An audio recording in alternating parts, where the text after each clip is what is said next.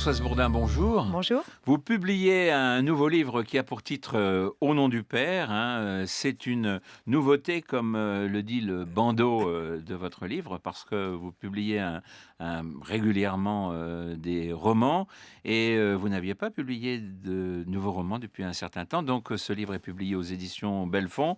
En deux mots, je rappelle que vous avez publié quelques 9 millions de livres et donc que vous êtes parmi ceux qui figurent dans les best-sellers français, qu'un grand nombre de vos livres, 4 je crois, Oui. ont été adaptés au cinéma, que votre public, vos lecteurs sont très fidèles et que vous aimez bien et vous analysez toujours un petit peu ce qui se passe autour de la famille et que vos livres in fine, je dirais, ont toujours beaucoup de tonus et un certain optimisme, parce que c'est très important. Après les tensions, après les difficultés, eh bien, on trouve une réconciliation. Et c'est un petit peu le cas de ce nouveau livre, Au nom du Père, puisque on a là affaire à un père de famille et ses 3 enfants. Alors, expliquez-nous un petit peu de quoi il s'agit. Eh bien, ce père de famille qui s'appelle Gabriel a eu une très belle carrière de pilote de F1. Il a vraiment été un champion et ses enfants, eux, ont essayé tout jeunes eh bien, le kart. Ils ont voulu marcher sur les traces de papa. L'un des fils s'est lancé dans la compétition automobile mais n'a pas connu le succès de son père et il a arrêté à la suite d'un accident. La fille, elle, s'est lancée dans le rallye automobile parce qu'il n'y a pas de femmes en F1. Et le dernier fils a complètement rejeté tout ce monde automobile et lui est devenu médecin. Quelle est la personnalité du père? Eh bien, c'est quelqu'un qui, ayant connu la gloire, a beaucoup de mal à se retrouver dans l'ombre.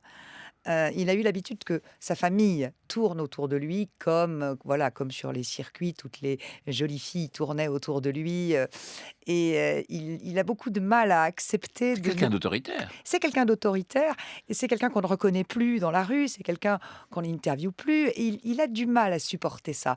Donc, eh ben, pas pour se venger, mais il veut au moins la main mise sur ses enfants. Et ça, il va pas forcément y arriver parce qu'on fait pas ce qu'on veut avec des enfants grands. Eh oui, et tous vont réagir d'une façon différente. Absolument différente, à la fois en admirant ce père, mais d'une certaine manière, un jour ou l'autre, en s'en détachant. Mais malgré tout, il faut conserver une cohésion familiale et c'est pas facile. Non, c'est pas facile et ça, c'est le rôle de la mère. C'est le rôle de la femme de Gabriel qui, elle, a toujours voulu cette cohésion familiale, a toujours essayé de faire que les enfants ne se heurtent pas avec le père. Mais le prix à payer, c'est que Alban, cette mère de famille formidable, a aussi son jardin secret, sa double vie. Et c'est un petit peu le lien, elle fait entre son mari et les enfants, elle est là pour apporter un petit peu de baume à chacun, quoi. Absolument, elle est là pour la cohésion, pour que tout le monde s'entende, pour que cette famille qu'elle a fondée, à laquelle elle s'est consacrée, marche bien, qu'il n'y ait pas d'éclat, qu'il n'y ait pas de rupture.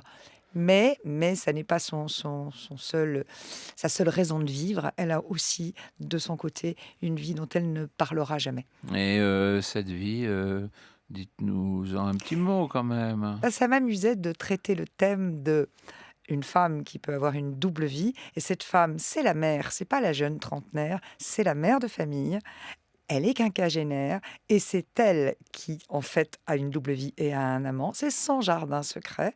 Et je me disais, c'est toujours l'homme qui.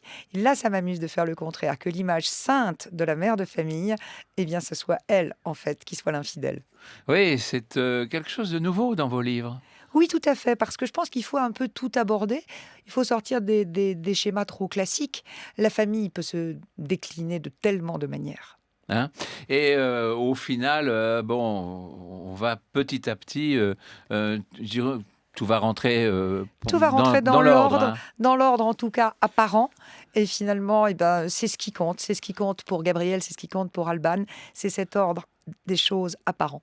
Alors un mot, ce livre, c'est un livre autour de ce roman, Françoise Bourdin, c'est un roman autour de la transmission? Oui, tout à fait. La transmission, transmettre quelque chose à ses enfants et pour les enfants, arriver à se libérer du poids de la gloire des parents. Alors, votre enfance, vous-même, Françoise Bourdin, a été bercée par les airs d'opéra, Oui, tout à hein? fait. Mes parents Quelques étaient mots chanteurs. sur vous parce que, est-ce que ce roman est inspiré, de parents qui aussi Tout à fait. étaient célèbres? Parents célèbres, parents souvent absents. Parce que finalement, quand on mène une carrière, que ce soit en F1 ou parce qu'on est cantatrice, on est souvent absent, on n'est pas à la maison, on n'est pas là avec les enfants. Et bon, alors ça, c'était quelque chose, oui, effectivement, où je pouvais m'identifier facilement et j'avais envie d'en parler. Et il y a c'est un livre à clé, il y a Je crois quelques souvenirs personnels dans ce Oui, j'en livre? mets toujours. Dans tous Oui. les livres, il y a des petits bouts de moi et je pense que tous mes confrères auteurs en font autant. On prend quelques souvenirs, on prend quelques petites choses qu'on a envie de glisser à droite à gauche. Oui, il y a toujours un petit peu de sa chair dans un livre. La musique, doit occuper une place importante, j'imagine, dans votre vie, Oui, non? une place importante. J'adore toujours la musique. En revanche, je n'écoute jamais de musique quand je travaille. Je trouve qu'elle influence trop l'inspiration. Je ne pourrais pas écouter un duo déchirant de Puccini et écrire une scène gaie, c'est Alors pas possible. oui, alors je sais qu'il y a une autre chose qui occupe une grande place, c'est l'équitation. Ah oui, j'ai eu une passion dévorante pour les chevaux, pour l'équitation, pour toutes les sensations qu'on peut avoir à cheval. Et Vous avez des chevaux? oui, j'ai maintenant encore 2 chevaux à la maison. Le cheval de ma fille qui est à la retraite et qui est là dans le pré, juste sous mes fenêtres et ça, c'est bien. Oui, et vous êtes, du côté de la Normandie, tout le monde est plutôt, tranquille, et ça vous permet d'écrire Oui. et de regarder les chevaux et en même temps, Exactement, de heu, m'évader, de de vous pouvoir évader? oui, de pouvoir aller dans la forêt quand je veux, de partir me balader avec mes chiens si j'ai pas envie d'écrire et cette nature m'est aujourd'hui indispensable. J'étais parisienne moi à l'origine. J'ai quitté Paris, j'avais 35 ans. Je m'étais toujours dit que j'y reviendrais, mais non, je crois que je reviendrai pas dans une grande ville. Je suis trop bien à la campagne. Mais, comment est-ce qu'on fait? Parce que vous êtes scénariste, pour, la télévision, le cinéma, pour un grand nombre de choses. Vous êtes une femme, très demandée. Alors, vous avez tout le monde au téléphone Oui, et heureusement, hein, heureusement, il y a vous n'êtes internet. pas dans les cocktails Non, ça non, ou je les n'aime soirées, pas les ou les soirées mondanités, chics? non, c'est pas mon truc ça. Non, moi ce que j'aime bien, c'est écrire des histoires, c'est raconter des histoires, c'est construire une histoire. Alors, c'est pas grave d'être, au fin fond de ma campagne parce qu'on a les ordinateurs, on a tous les moyens de communication possibles aujourd'hui. Ça n'aurait pas été possible il y a 30 ans. Et j'imagine qu'un livre, chasse l'autre. Vous êtes Oui. déjà sur un nouveau roman. Tout à fait, parce que quand je termine un livre, il y a toujours, quelques jours pénibles parce qu'on a vraiment l'impression de perdre des amis.